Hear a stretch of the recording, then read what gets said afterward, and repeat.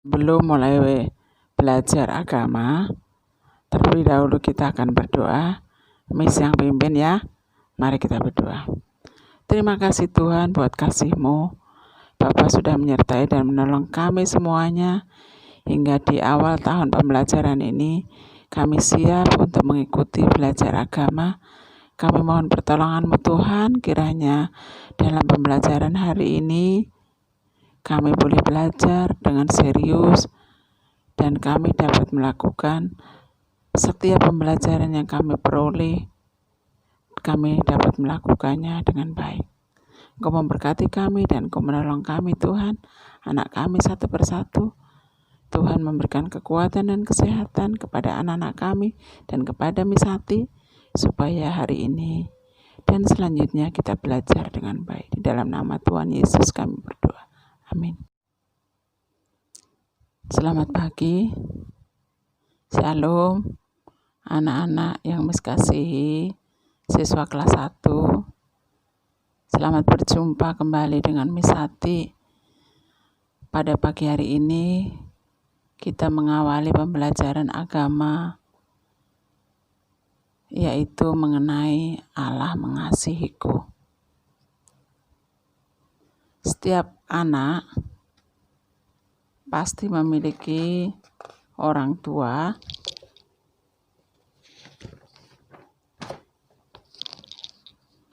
dan orang tua selalu mengasihi anak-anaknya. Itu tandanya bahwa Allah mengasihi anak-anak melalui orang tua, sehingga orang tua disebut sebagai wakil Allah di bumi. Maka dari itu anak-anak kami semuanya, kita tidak diperbolehkan melawan orang tua, karena orang tua sudah merawat kita, menyayangi kita, mendidik kita, sehingga kalau kita melawan orang tua artinya melawan juga Allah, karena orang tua merupakan wakil Allah di bumi. Semenjak kecil kita dijaga oleh orang tua kita. Nah, Miss ingatkan, kita sebagai anak Tuhan harus nurut kepada orang tua. Tidak boleh ada anak-anak yang melawan orang tua. Melawan orang tua seperti apa contohnya? Ketika orang tua menasehati, kita tidak boleh mengabaikan, tetapi kita harus mendengarkan. Ketika orang tua meminta dibantu, kita harus membantu. Ketika kita disuruh belajar oleh orang tua, kita harus belajar. Itulah tandanya anak tidak melawan orang tua. Jadi melawan orang tua dosa atau tidak? Melawan orang tua adalah perbuatan yang tidak disuka oleh Allah.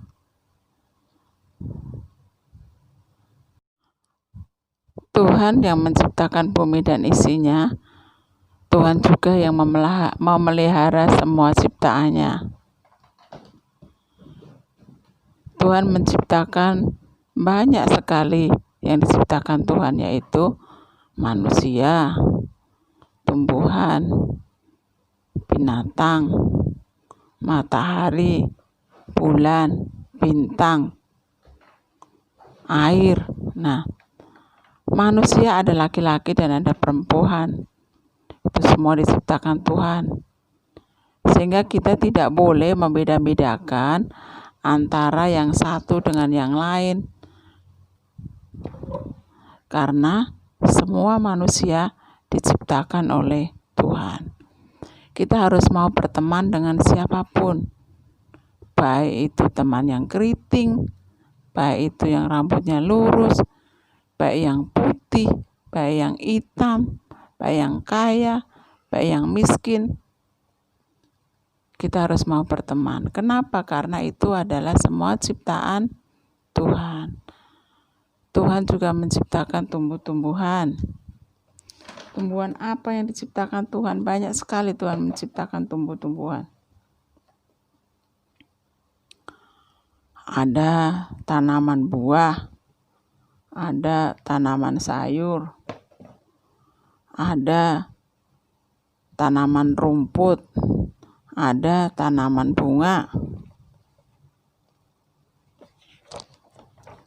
Itu semua adalah ciptaan Allah, ciptaan Tuhan. Kemudian Tuhan juga menciptakan binatang. Binatang apa Tuhan yang diciptakan? Banyak. Ada ayam, ada burung, ada sapi, ada kebau, dan masih banyak yang lain yang diciptakan Tuhan. Ada hewan yang hidup di air, ada hewan yang hidup di darat, ada juga hewan yang hidup di udara. Semua itu adalah ciptaan Tuhan. Tuhan memelihara manusia, anak-anak melalui orang tua. Tuhan juga memelihara tumbuhan. Tuhan juga memelihara binatang. Nah, matahari, bulan, dan bintang itu adalah juga ciptaan Tuhan. Dari semua ciptaan tadi, manusia adalah ciptaan yang paling mulia. Kenapa? Manusia dilengkapi dengan akal budi, supaya manusia itu bisa berpikir. Nah, sekarang misalnya, kalau kucing bisa berpikir enggak? Tidak kan?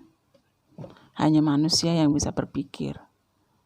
Kemudian diberikan akal budi supaya manusia juga mengetahui hal yang baik dan buruk. Kalau binatang tidak tahu ini baik, ini buruk. Dia kalau pengen ambil saja. Tapi kalau manusia tahu hal yang baik dan buruk. Jadi kita harus melakukan hal yang baik. Sebaliknya kita tidak boleh melakukan hal yang buruk. Itulah manusia. Kemudian lagi, manusialah yang bisa mengenal penciptanya. Siapa pencipta kita tadi? Pencipta kita adalah Tuhan Allah. Kalau binatang, kebo atau sapi, dia tidak tahu, ditanya siapa yang menciptakan kamu sapi. Nah, sapi diam aja, tidak bisa menjawab. Tapi kalau anak-anak ditanya siapa yang menciptakan kamu, adalah Tuhan. Nah, maka dari itu manusia disebut sebagai ciptaan yang paling mulia, berbeda dengan ciptaan yang lain. Binatang dan tumbuhan itu tidak mengerti siapa ciptaannya. Dia tidak bisa mikir. Dia juga tidak mengetahui hal yang baik dan yang buruk. Maka dari itu, manusia disebut sebagai ciptaan yang paling mulia. Bahkan manusia diciptakan itu segambar dan serupa dengan Allah. Nanti dibaca ya di kitab Kejadian 1 ayat 27. Bahwa manusia diciptakan segambar dan serupa dengan Allah. Kalau segambar dan serupa dengan Allah, bukan artinya foto kita sama dengan foto Allah, bukan. Gambar kita bukan secara fisik, tetapi secara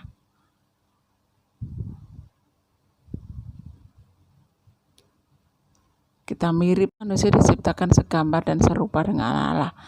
Bukan artinya gambar kita, foto kita sama dengan gambar Allah, bukan. Bukan secara fisik, namun secara sifat. Bahwa sifat manusia itu ada yang mirip dengan Allah. Apa yang mirip? Allah Maha Pengasih. Nah, manusia juga harus bisa mengasihi. Allah itu Maha Penyayang.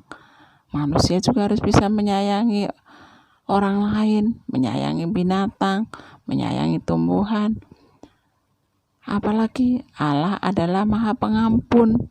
Nah, kita manusia juga harus bisa mengampuni teman-teman kita yang bersalah kepada kita. Nah, itulah yang disebut bahwa manusia diciptakan segambar dengan dan serupa dengan Allah secara sifat. Manusia memiliki sifat yang mirip dengan Allah. Kemudian manusia disebut juga sebagai teman sekerja Allah. Kalau teman, apa yang harus dilakukan teman satu dengan teman yang lain? Tidak boleh saling menyakiti, tidak boleh saling membohongi. Nah, kalau kita sebagai teman sekerja Allah, tadi kan Allah menciptakan ada tumbuhan, ada hewan, ada manusia. Kita harus bisa menjaga alam tersebut. Dengan cara apa? Menjaga alam itu. Tidak boleh membuang sampah sembarangan.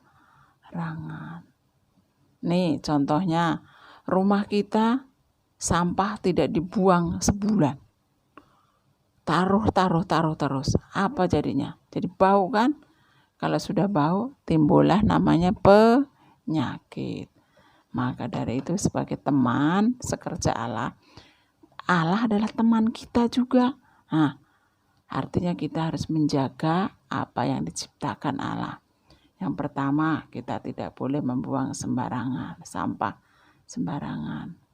Yang kedua, kita bisa menanam dan menyiram tanaman. Dengan menanam dan menyiram tanaman, sehingga lingkungan kita menjadi subur, lingkungan kita menjadi asri, lingkungan kita menjadi sejuk. Kemudian tidak boleh merusak lingkungan. Apa itu lingkungan? Lingkungan itu terdiri dari apapun yang ada di sekitar kita. Kalau tetangga bunganya sedang mekar, jangan diambilin. Nah, itulah kita tidak boleh membunuh binatang sembarangan. Kita juga tidak boleh menyakiti teman kita. Kalau kita tidak mau dicubit, kita juga tidak boleh mencubit. Nah, itulah tidak merusak lingkungan. Kemudian juga menjaga kebersihan lingkungan. Tadi sudah dijelaskan, kebersihan itu bisa membuang sampah di tempatnya. Kita juga rajin mandi, karena badan kita adalah ciptaan Tuhan.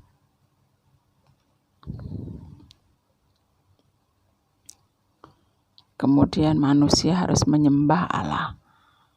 Bagaimana cara menyembah Allah? Kita berdoa.